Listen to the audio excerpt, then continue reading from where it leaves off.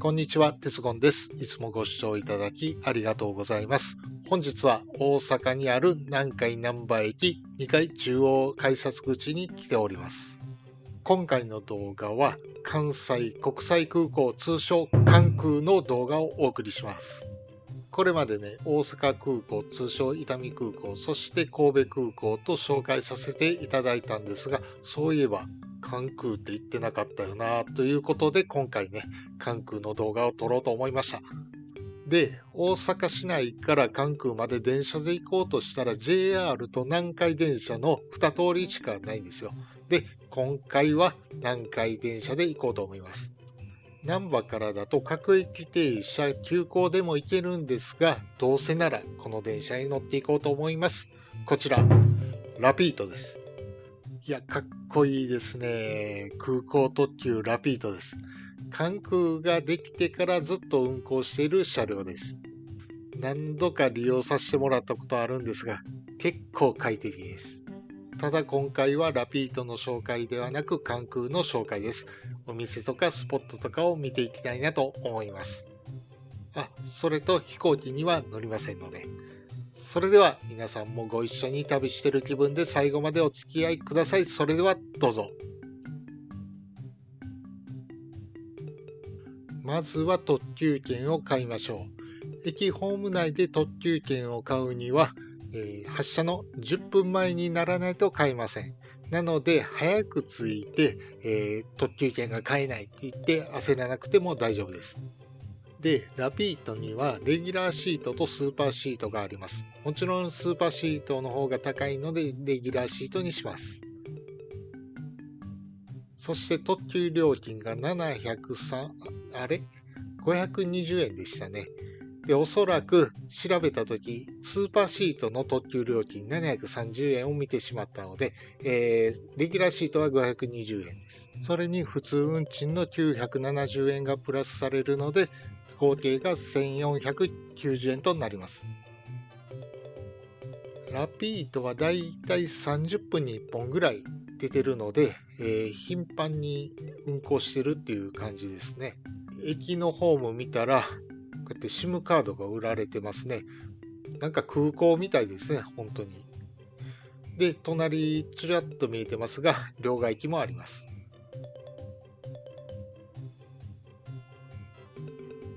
10時20分かそこらなんですが、本当に人多いですよ。で、ほぼ外国人ですね。日本語が全く聞こえてきません。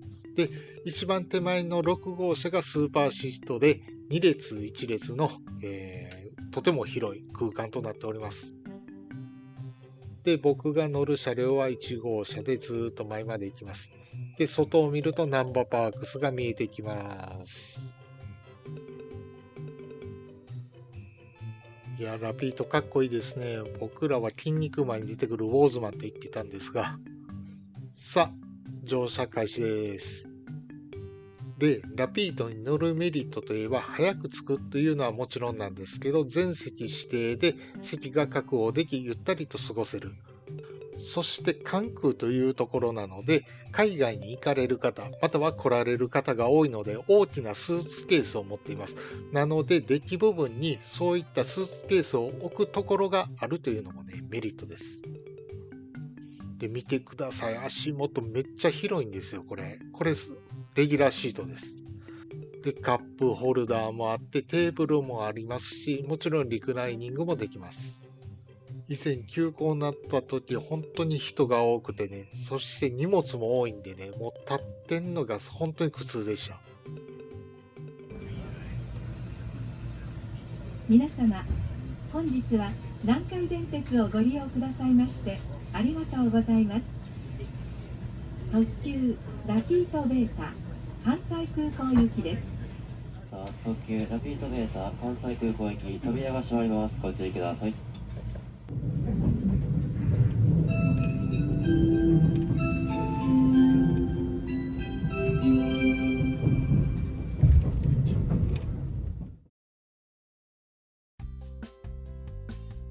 まもなくリンクータウンに到着します。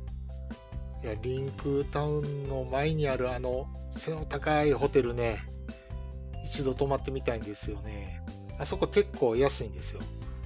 で、今回はね、別のホテル泊まるんですが、それは次回の動画でやります。リンクタウンを通過してスカイゲートブリッジを渡っています。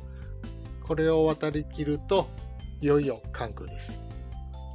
正面に見える山はおそらく六甲山でしょうか。神戸方面が見えております。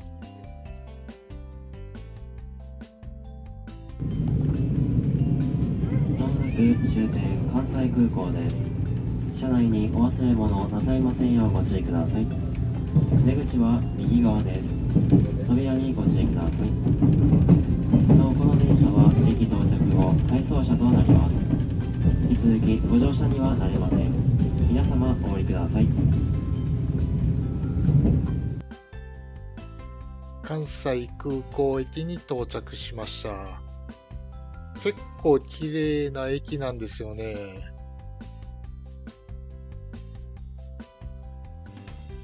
今回乗ったのはラピートベータという列車で、難波から関西空港までおよそ40分で到着しました。で、ラピートアルファというのもあって、こちらは堺岸和田が止まらないので、だいたい35分で到着します。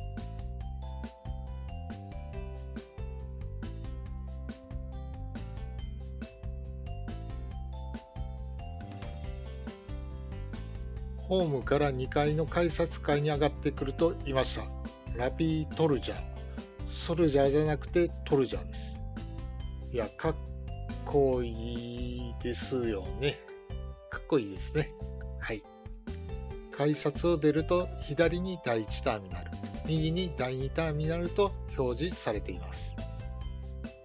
右へ行くと第2ターミナルがあるわけじゃなくて、第2ターミナルへ行く無料連絡バスの乗り場があります。で、建物はエアロプラザという大きな建物があって、飲食店とかあったり、ホテルがあります。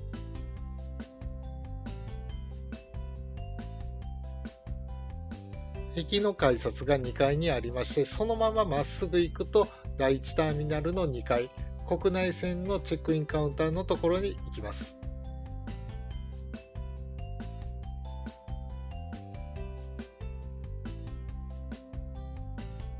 それでは最初に第1ターミナルの方に行ってみましょう。で、こちら中央から行くとちょっと人が多いので、横の方から。で、こちらですね。北側になるんでしょうかね。北広場っていうのがあるんですね。で、あんまりこんなうろちょろしたことがないので、結構広いんですよね、関空って。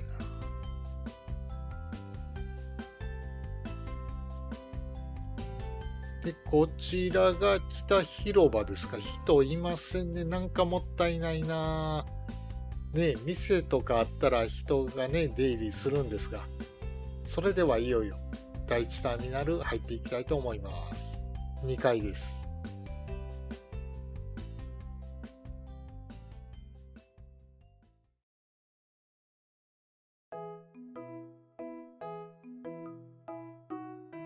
2階は国内線、4階は国際線です。で、ずーっと入っていきますとお店がありますね。ルッパン、パン屋さんですかね。で、すき家があって、これはインフォメーション。で、ここからファイン、ドラッグストアがありますね。そしてマクドナルド。で、ちょっとトイレ行きたいんですよね。で、ずーっと奥に行くとローソンがあって、その裏がトイレになっております。そして交番もありますね。はい、戻ってきました。ちょっとお腹が空いてるので、何かご飯先食べようかなと思います。こちらはソジボウ。で、こちらはなんかレストランっぽいですね。なんか洋食屋さんって感じですか。値段も手頃です。で551は相変わらず並んでますね。で、店内で食べる方も並んでます。で、こちらに行くと、チェックインカウンターがありますね。ANA さんですね。いつも YouTube チャンネル楽しく拝見させていただいております。スタンプラリーなんかあるんですね。で、こちらには顔はめがあります。そして間が空いてますね。これはなんだ？テイスティーストリート。飲食店かなんかですね。フードコートですかね。で、ちょっとカメラの露光の加減で暗くなりますけども。こちらは何でしょう。元気商店。お肉、ハラミって書いてますね。お肉屋さんですか。で、こちらは、お寿司ですね。美味しそうですね。奥にいっぱい席があるって感じですね。お店もカウンターがありますね。これは何屋さんかな？わかんないですね。カムクラ、ラーメン屋さんあります。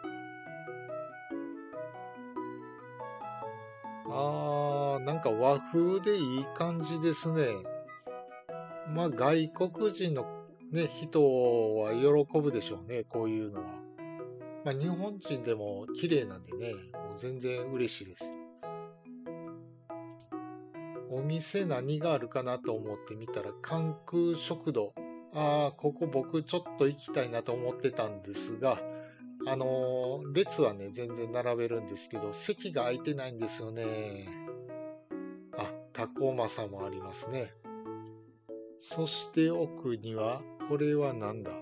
きね屋ですね。うどん屋さんですか。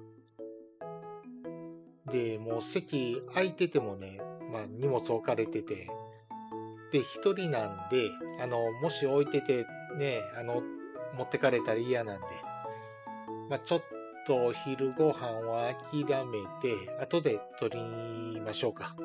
じゃあ、4階行ってみましょうか。エスカレーターで上がっていくと3階は、特に何もありません。で、4階に上がっていくと、国際線の、搭乗口があります。広いですね。僕4階来るの初めてですね。人多いですね。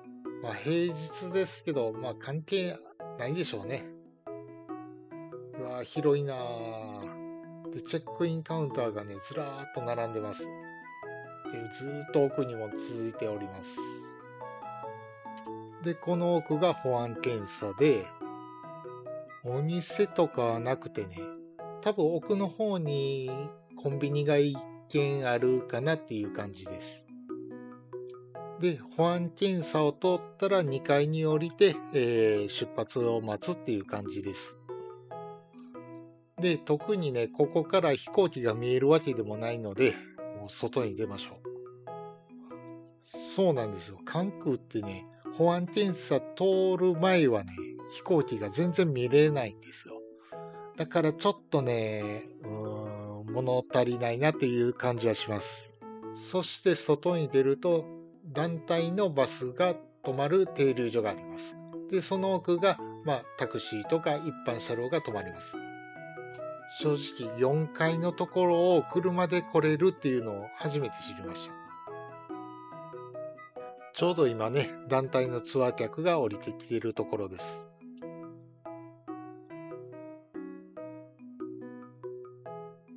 それでは次、1階行ってみましょう。で、吹き抜きがすごいですね。なんかジャッキー・チェンの映画で出てきそうなところですね。それでエスカレーターで2階まで降りてきたんですが、1階に降りれないんですよね。エスカレーターがないんですよ。で、どこから降りるのかなと歩き回っていたら、またチェックインカウンターが。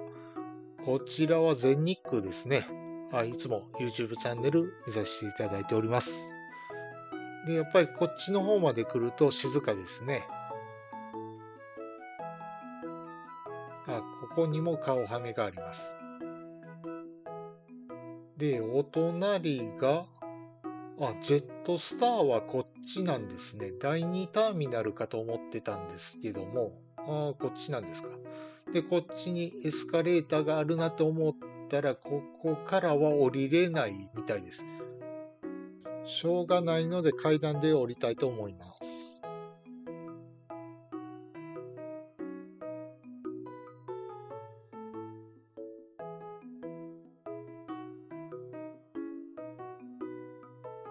1階にやってまいりました。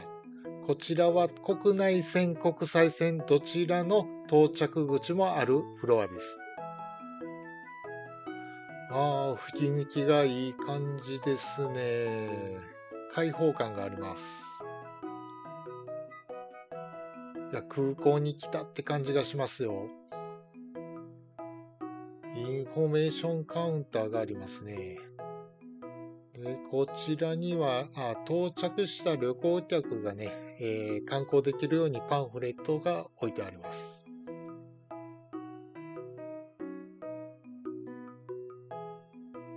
到着を待ってる人たちでしょうかね。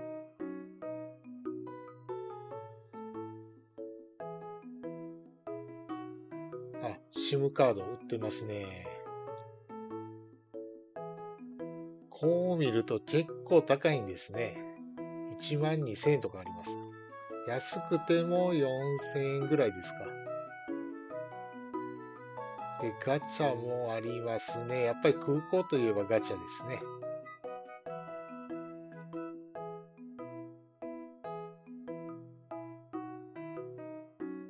こちらは国際線の到着口。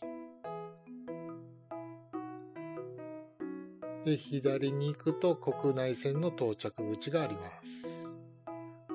で、外に出てみましょう。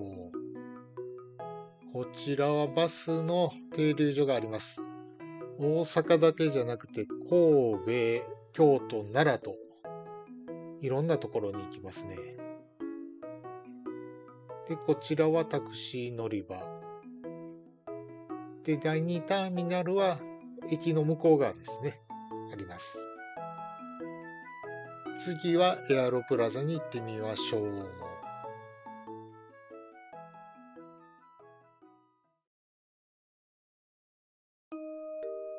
真ん中の連絡道ってこんなんだったんですね。ベタな輪ですね。駅を通り抜けると出てきたのがエアロプラザ。この鍋蓋みたいな屋根の建物がエアロプラザで、後ろの大きな建物が日光ホテルです。この日光ホテルも泊まってみたいんですよね。値段もね、そこまで高くないんですよ。この連絡道もショッピングモールにありそうな感じですよね。両サイドは動く歩道です。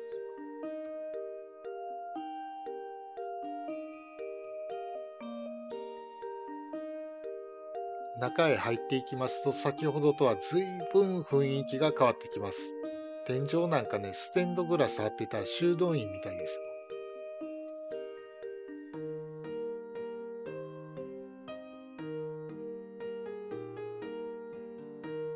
よ。で、こちらから第2ターミナルへ行く無料バスの停留所があるんですが、なんかエディオンがありますね。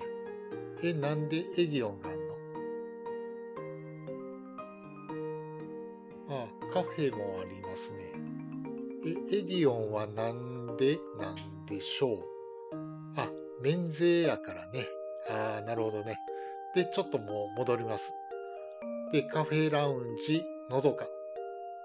こちらはネットカフェのようにね、個室を借りたり、オープン席でね、コワーキングスペースとして使ったり、また会議室なんかもあるそうなんですよ。で、フリードリンクで時間制になっていて、フードは有料かな。で、こういうテントとかもあったりね、乗り継ぎの待ち時間に利用するっていうのもいいんじゃないでしょうか。そして奥に進んでいくと大きな窓がありますね。ひょっとしたら飛行機が見えるのかな。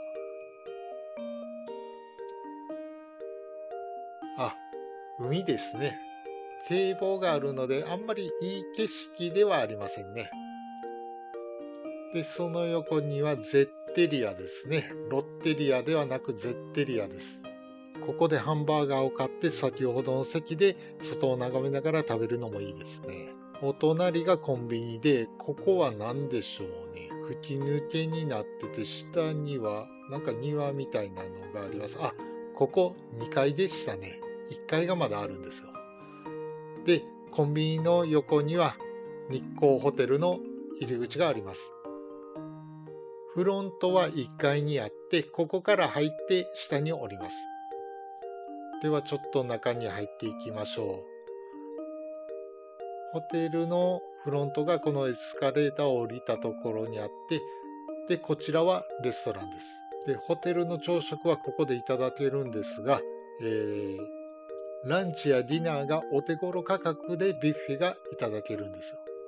ホテルのディナービュッフェで5500円なら結構お手頃かなと思います。アルコールは追加料金かかるのかな？いや、ここの食べたいわ。で、今回はもう止まらないので。で、次に3階に行ってみましょう。こちらにもね、飲食店がね、何軒かありますね。あ、ここは吹き抜けになってますね。ラウンジっていうかな。ロビーっていうのかな。いや、いい感じですね。で、こちら何のお店でしょう。なんかラーメンっぽいんですが、刀を削り、刀に削るって書いたなんか麺ですね。いや、結構安いですよ。800円とか900円とか。で、こちら、なんか、オリーブの丘、イタリアレストラン。で、めっちゃ人、なんでこういう風に並ぶのかな。いや、ここちょっと入りたいなと思ったんですが、もう人いっぱいなんで。で、その隣には中尾がありますね。こちらはまあまあ、席も空いてる感じです。で、その奥にはファーストキャビンがあります。まあ、キャビンタイプのホテルです。で、ファーストキャビンね、まあ、あちこちにあるんですが、一回泊まってみたいんですよね。いや、それにしてもお腹空いたんで、戻ってご飯食べたいと思います。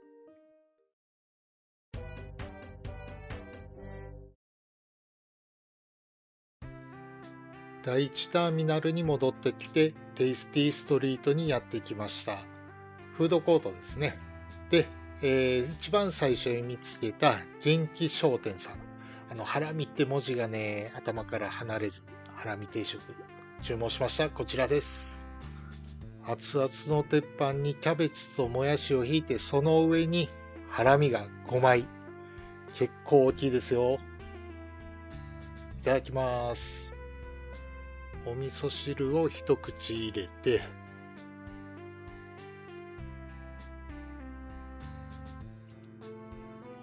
ハラミ。いや、でかいなぁ、これ。これがめちゃくちゃうまかったです。タレが辛いのと辛くないのがあって、辛くない方を選んだんですよ。で、それが美味しいんですが、それじゃないんですよ。とにかくめちゃくちゃ柔らかかったんですよ。タンの柔らかさってわかります？焼肉屋で出てくるようなね、最初に塩タンとかやるじゃないですか。ああいうんじゃなくて、タンシチューとか、牛タンのお店とかで出てくるような、ちょっと厚切りの、ああいうタンの柔らかさです。それでいて、ちゃんとハラミのちょっとした癖もあって、で、味もあって、めちゃくちゃ美味しかったです。それで、もやしとこのキャベツが軽くね、タレがついて、で、火も通っててね、甘くて美味しいんですよ。いやー、L サイズにしたらよかったなーって思いました。ごちそうさまでした。それではお土産屋さんで甘いものでも買いましょうか。ここからファインと、関西旅日記っていう、これお土産屋さんですね。で、このお土産の関西旅日記のエリアがね、この、なんていうの、4分の1ぐらいのところしか売ってないんですよ。で向こう側がここからファインなんです。で、何を買おうかなと。なんかこれちょっと美味しそうですね。キャラメルクッキーですかね。なんか濃厚キャラメルって書いてるからちょっと気になったんですが、本当にこれも美味しそう。くぼみ。これはサブレですね。いや、美味しそう。これも一応ちょっと大きいな。やっぱりこのね、濃厚キャラ、これ、京都の、これじゃないか。大阪ですね。こちらを買いましょう。1階に降りてきました。これからバスに乗って移動したいと思います。と言っても、第2ターミナルには行きません。第2ターミナルはあんまり行ってもね、入れるとこないので行く意味ないのかなと思います。飛行機に乗るならね、ラウンジとか入れるので。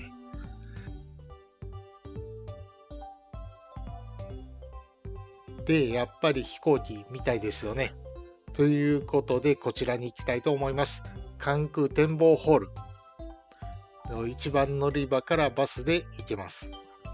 このスカイビューというところに行きます。バスは30分おきの無料の循環バスで行くことができます。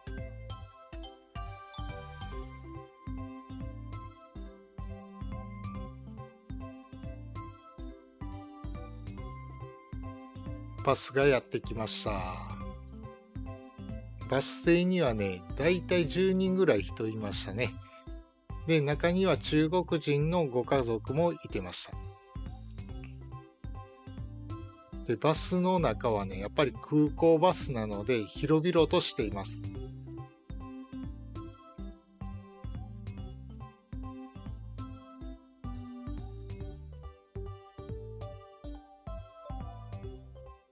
毎度ご乗車くださいましてありがとうございます。このバスは関空展望ホール行きスカイシャトルでございます。皆様にお願いいたします。Safety, please securely hold on to the handrail as the bus may make a sudden stop.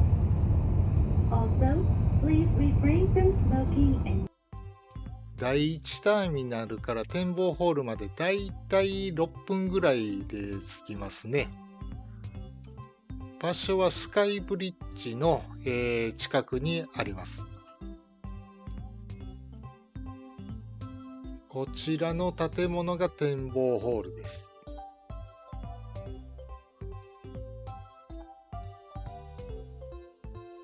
到着しました。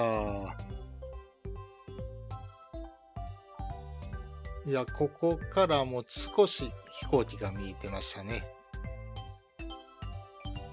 で、スカイビュー。こちらが入り口です。中へ入ると早速フォトスポットがあります。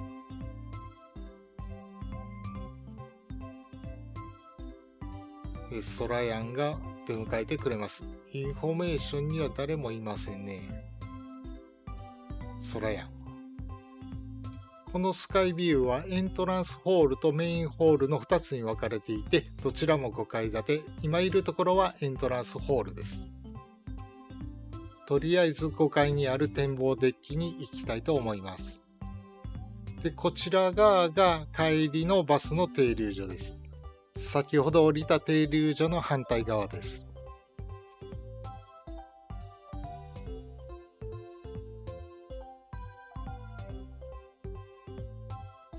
ただいま4階まで上がってきたんですが、向こう側にもなんかテラスみたいなところがあります。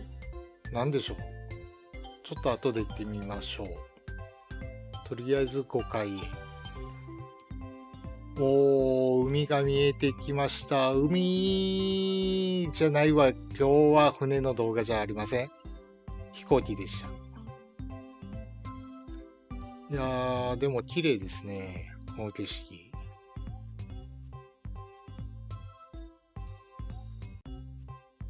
展望デッキにやってきました。皆さんカメラをお持ちですね。飛行機見えました。これから飛ぶのでしょうか。でよーく見ると向こうから、こっちは着陸の滑走路ですね。ちょっと残念かな。で、向こうから降りてくるので、肉眼では見えるんですけど、カメラには収められないですね。ちょっと残念です。だから離陸の方はもっとこの建物のもっともっと向こうなんですよ。いやー、残念だ。だから皆さんこの望遠カメラとか持ってたらね、ひょっとしたらちゃんと撮影できるかなと思います。いやー、僕のカメラではもう全然見えません。ちゅうか何ここ、すごいとこですね。行ってみよう。スカイビューにはいろいろな展示物が置いてあります。こちらは模型ですね。プロペラ機。懐かしいことはないですね。全然知らないです。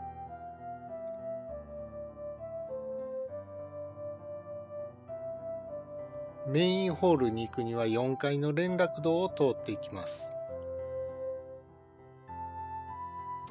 4階にはお店がありますね。こちらスカイショップタウンです。こちらでは飛行機や空港のお土産品が売っています。ラピートのグッズなんかも売っていますね。T シャツはなんかリラクマとコラボしてますね。あんまりゆっくりできないのでさっと見て帰ります。御翔印ってますね。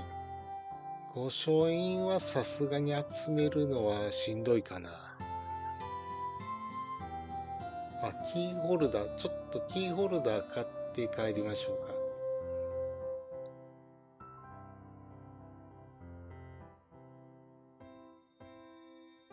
なんかお菓子とかも売ってますよ。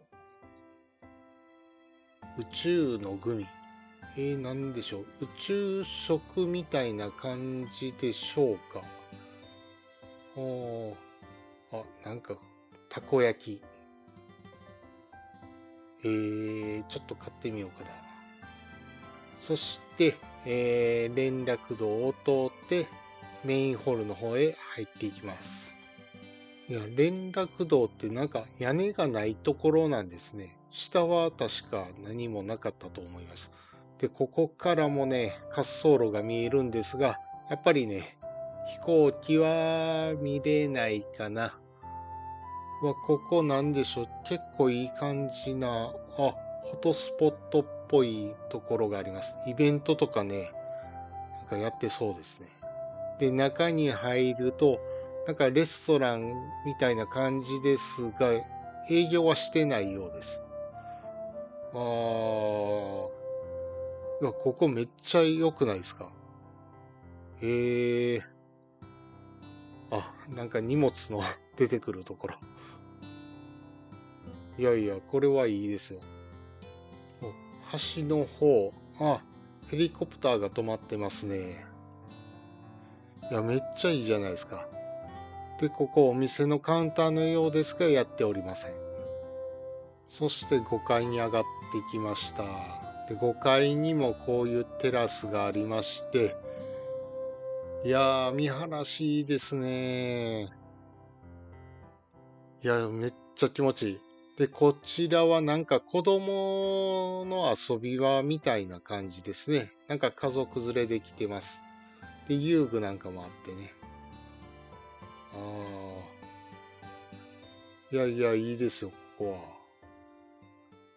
なんか最初のところよりもこっちの方がいいかな。で、ヘリポートがあるんですね。3階スカイミュージアムにやってきました。こちらでは関空の歴史や仕組み、そして仕事などを知ることができます。こういった展示物なども置いてあります。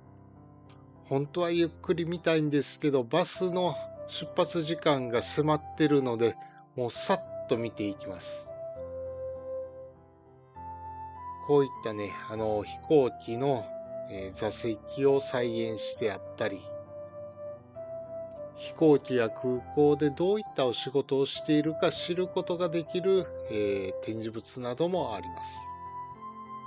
わあ、人がって思ったら人形でした。で、ここがなんかすごかったんですよ。で、関空を再現したこの模型なんですが、すごいですね。こうやって改めて見ると関空ってめっちゃでかいですね。ターミナルがあそこだけなんで、搭乗口全部入れたこれ何メートルぐらいあるんでしょうね。下手したら1キロとかあるんじゃないでしょうか。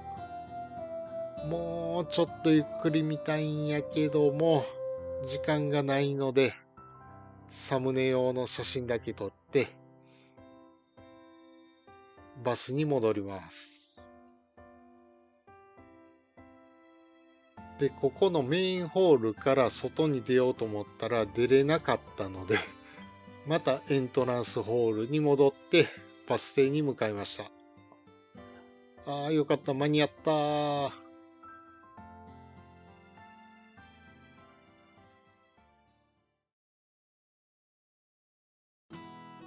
次の予定があるので、この辺にしとこうかなと思います。関空どうでしたか、皆さん。僕は正直に言うと、ちょっと物足りなかったなっていう感じです。これだけ広くて大きいのに、食べ物屋さんがちょっと少なめなのかな。お土産屋さんもね、そんなに大きくないんで。もちろん、保安検査通った後のラウンジとかでは、またお店とかあるんですよ。お土産屋さんもそっちの方が多分大きいかなと思います。ただやっぱりね、大阪空港とか神戸空港、神戸空港なんかもちろんね、そんなに大きくないんですけど、見どころはたくさんありました。大阪空港なんてご飯屋さん結構あったし、お茶を飲みながらね、飛行機も見れたんでね、いやー、それ考えたらやっぱり物足りないかなと思います。でもね、エアロプラザの日光ホテル、あそこには一回泊まりたいんですよね。絶対いいと思うんですよ。で、何よりレストランの朝食ね、食べたいんですよね。また泊まりに行きたいと思います。それと一つ思ったのが、平日に関わらずめっちゃ混んでるんですよ。もうインバウンドには平日だろうが日曜だろうが関係ないっていうことがね、よくわかりました。その反面スカイビューめっちゃ空いてたんですよ。やっぱりあそこって離れてるじゃないですか。で、バスか車ではないといけないので、そういうこと考えたらちょっと不便なのかなと思います。もうちょっと移動しやすいようにしたら皆さん行くんじゃないかなと思いました。それでは本日の動画はここまでです。最後までご視聴いただきありがとうございました。チャンネル登録、グッドボタン、そしてコメントもよろしくお願いいたします。では次回の動画でお会いしましょう。さようなら。